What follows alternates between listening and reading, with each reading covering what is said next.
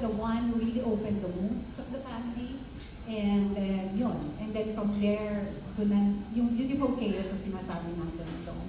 And then maybe healing, maybe some excitement, maybe some fighting there. So, yun, like a family, any family drama or encounter.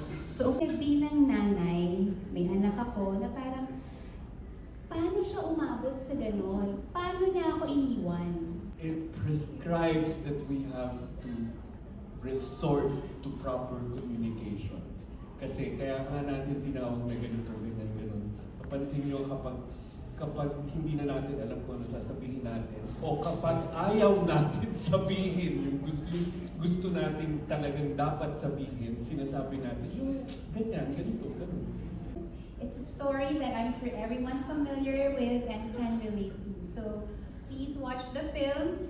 Mag-premiere na po kami bukas sa Netflix po, August 13, 3 p.m. So, sama-sama po tayong manood. Again, thank you very much. And that is the film.